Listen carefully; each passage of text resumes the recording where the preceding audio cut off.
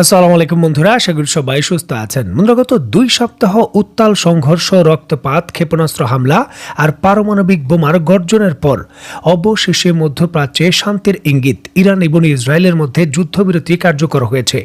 যদিও এই বিষয়টি নিয়ে এখনও প্রচণ্ডভাবে সন্দেহ রয়েছে যে এই যুদ্ধবিরতি আসলে কতদিন চলবে। দেখুন, ইতিহাস থেকে কিন্তু শিক্ষা পাওয়া যায় যে যুক্তরাষ্ট্র এবং ইসরায়েল যখন যুদ্ধবিরতি করে তারা যুদ্ধ থামানোর জন্য করে না। যখনই নিজেদের রিলোড করার প্রয়োজন পড়ে বা কোণঠাসা হয়ে যায় তখনই তারা যুদ্ধবিরতি করে। মূলত পরবর্তী সময় আরও শক্তি নিয়ে তারা যুদ্ধে ঝাঁপিয়ে পড়ে। ইরানের ক্ষেত্রেও কিন্তু এটা ব্যতিক্রম নয়। অনেকেই কিন্তু ধারণা করছেন যে যুদ্ধবিরতি আপাতত কার্যকর হলেও সেটা আবার সংঘর্ষের রূপ নেবে। এবং কেন এই যুদ্ধবিরতি টেকসই হবে না, আবার যুদ্ধ শুরু হওয়ার সম্ভাবনা রয়েছে, এর কারণ হলো মৌলিক যে চাওয়া পাওয়া সেই জায়গায় কোনো সুরাহা হয়নি। দেখুন, ইসরায়েলের একান্তভাবে মৌলিক চাওয়া ছিল যে ইরানের পরমাণু কোনো কর্মসূচি থাকবে না, যাতে পরমাণু অস্ত্রের অধিকারী সে না হতে পারে। এক্ষেত্রে কিন্তু কোনো আপোষ হয়নি। যেই ইস্যুটিকে কেন্দ্র করেই ইরানের বিরুদ্ধে হামলা এবং ইরানের বিরুদ্ধে যুদ্ধ, এই পরমাণু ইস্যু, তার কোনো সমাধান হয়নি। বরঞ্চ যুক্তরাষ্ট্র নিজে স্বীকার করে নিয়েছে যে 450 কেজি যে পরিশোধিত ইউরেনিয়াম ছিল তার কোনো হদিস পাওয়া যায়নি। এবং ইরানের যে পরমাণু স্থাপনাগুলো রয়েছে সেখানে আক্রমণ করে ঘুরিয়ে দেওয়ার পরও সেখান থেকে কোনো রেডিয়েশন লিক হয়নি। এটা আন্তর্জাতিক সংবাদ মাধ্যম এবং যুক্তরাষ্ট্র স্বীকার করেছে। মৌলিক বিষয় নিয়ে কেউই এখনো আপোষ করেনি। ইরানের কর্মসূচি মেনে নেয়নি ইসরায়েল, আবার ইরান ত্যাগ করবে এমনটাও মেনে নেয়নি, আবার যুক্তরাষ্ট্র ছাড় দেবে এমনটাও বলেনি। আর সার্বিক বিষয়কে কেন্দ্র করেই বলছেন যে যুদ্ধের দ্বিতীয় ধাপে রিলোড চলছে। এবং কথিতভাবে যখন যুদ্ধবিরতি চলছে ঠিক এমত অবস্থায় নতুন আরেকটি যুদ্ধ শুরু হয়ে গেছে, আর সেটা হলো প্রচারণার যুদ্ধ। কারণ গত 11 দিনের যুদ্ধে যে 3টি পার্টি অংশগ্রহণ করেছে, যুক্তরাষ্ট্র, ইরান এবং ইসরায়েল, এই যুদ্ধবিরতি কার্যকর হওয়ার সাথে সাথে 3টি দেশই নিজেকে বিজয়ী হিসাবে ঘোষণা করেছে। বন্ধুরা, পরবর্তী ভিডিওতে চলুন আমরা বুঝতে চেষ্টা করি যে এই 11 দিনের যুদ্ধে কে কি অর্জন করলো এবং কার কত বড় ক্ষতি হলো।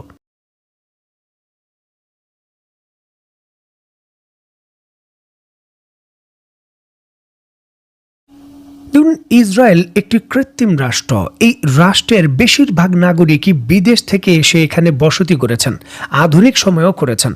এসব বলছে যে প্রায় 1 কোটি জনগণের এই ইসরায়েলের ভেতর 25 লক্ষের কাছাকাছি হলো আরব মুসলিম, আর বাকি যে 75 লক্ষ মানুষ রয়েছে ইসরায়েলের, এর প্রায় অর্ধেকের বেশি মানুষ দ্বৈত নাগরিকত্বের অধিকারী। এবং তারা কিন্তু এসেছেন পৃথিবীর বিভিন্ন দেশে, এবং তারা পৃথিবীর বিভিন্ন দেশ থেকে ইসরায়েলে বসতি স্থাপন করেছেন একমাত্র আত্মবিশ্বাসের কারণে। বিশেষ করে ইসরায়েল যখন আত্মবিশ্বাস দিয়েছে যে আপনাদের আমি এখানে নিরাপদে রাখতে পারবো। এই যে দীর্ঘদিনের কনফিডেন্স ছিল, ইরান এই 11 দিনের যুদ্ধে সেটাকে গুড়িয়ে দিয়েছে। যেই দৃশ্য কখনো কল্পনা করেনি ইসরায়েলের জনগণ, সেই দৃশ্য বাস্তবায়ন করেছে ইরানের বিভিন্ন ভেরিয়েন্টের বিভিন্ন মিসাইল। আন্তর্জাতিক রিপোর্ট অনুসারে নিখুঁতভাবে ইরানের বিভিন্ন ধরনের মিসাইল ইসরায়েলের অন্তত পক্ষে 750 টার্গেটকে নিবৃত করতে পেরেছে। ইসরায়েলের বিমান ঘাঁটি, নৌ ঘাঁটি, ইসরায়েলের বিভিন্ন ধরনের মিলিটারি ঘাঁটি, মোসাদের হেডকোয়ার্টার, বিভিন্ন ধরনের গবেষণা কেন্দ্র, বিভিন্ন ধরনের স্কুল, কলেজ, বিভিন্ন ধরনের গুরুত্বপূর্ণ স্থাপনা, সংসদ ভবন, বিভিন্ন ধরনের অতি গুরুত্বপূর্ণ জটিল এলাকা, সকল কিছুতেই সফলভাবে ইরান হিট করতে পেরেছে। যদিও ইসরায়েল আনুষ্ঠানিকভাবে এই জিনিসটা স্বীকার করছে না, তবে ইসরায়েলের অভ্যন্তরীণ সংবাদ মাধ্যমগুলোই নিশ্চিত করছে পরিস্থিতি স্বাভাবিক হলে এবং বিমানবন্দরের চলাচল যদি স্বাভাবিক থাকে তাহলে ইসরায়েল থেকে অন্তত পক্ষে 10 থেকে 12 লক্ষ ইসরায়েলের নাগরিক তাদের দ্বিতীয় গন্তব্যস্থল, তাদের যে দ্বৈত নাগরিকত্বের জায়গায় রয়েছে সেখানে চলে যাবে। দেখুন, 1960 সালে মিশর, সিরিয়া, জর্ডান এবং সৌদি আরব 4টি দেশ ইসরায়েলের বিরুদ্ধে যুদ্ধ করে 6 দিনেই পরাজিত হয়ে গিয়েছিল। সেই কলঙ্কের লজ্জা এবং ইসরায়েলের যে গর্বের জায়গা, মাত্র 6 দিনের হামলায় ইরান সেটা গুড়িয়ে দিয়েছে। আমাদের যে হারানো ঐতিহ্য রয়েছে সেটা পুনরুদ্ধার করেছে ইরান। ইরানের বিভিন্ন স্থাপনায় ইসরায়েলের হামলায় অন্তত 507 জনের বেশি ইরানের জনগণ নিহত হয়েছেন, আহতের সংখ্যাও 2000। তারপরও এই হামলার পর বিজয় উল্লাসে ইরানের ভেতর সাধারণ মানুষ যেইভাবে রাস্তায় নেমে এসেছেন, পুরো কনফিডেন্সের সহিত ইরানের জনগণের যে সমর্থন সেটা আরও দৃঢ় করেছে। ইসরায়েলের বিরুদ্ধে নতুন এই হামলায় ইরান তার হাইপারসনিক প্রযুক্তি এবং আইসিবিএম প্রযুক্তির যে মহড়া দেখিয়েছে, যে খেলা দেখিয়েছে, তা নজিরবিহীন। যুক্তরাষ্ট্রের বিখ্যাত থার্ড ক্ষেপণাস্ত্র, প্যাট্রিয়ট ক্ষেপণাস্ত্র, যত ধরনের ক্ষেপণাস্ত্র আছে সকল ক্ষেপণাস্ত্র ব্যবস্থায় কোনো কিছু করতে পারেনি। আকাশের বুক চিরে ইরানের মিসাইলগুলো তার গন্তব্যে চলে গেছে। দেখুন, এটাও কিন্তু পশ্চিমা বিশ্ব এবং সার্বিক যে যুক্তরাষ্ট্রের আধিপত্য রয়েছে তার জন্য একটি কঠিন বার্তা। তারা কোনো কিছু করতে পারছে না দেখে দেখে কিন্তু তারা আফসোস করছে, কারণ এই টেকনোলজি আয়ত্ত করতে ইসরায়েল পারবে তো দূরের কথা, যুক্তরাষ্ট্রের আয়ত্ত করতেও আরও প্রায় 8 থেকে 12 বছর লাগতে পারে। সেই হিসাবে মিসাইল প্রযুক্তির দিক থেকে ইরান এখন রাশিয়া এবং চীনের পর তৃতীয় অবস্থানে চলে গেছে। যদিও ইরানের আকাশ প্রতিরক্ষা ব্যবস্থা সফলভাবে ইসরায়েলের বহু বিমানকে ভূপাতিত করেছে, এমনকি F-35 এর মতো যুদ্ধ বিমানও ভূপাতিত করেছে, তারপরও ইরানের যে আকাশ প্রতিরক্ষা ব্যবস্থা, বিশেষ করে বিমান বাহিনী, অত্যন্ত দুর্বল।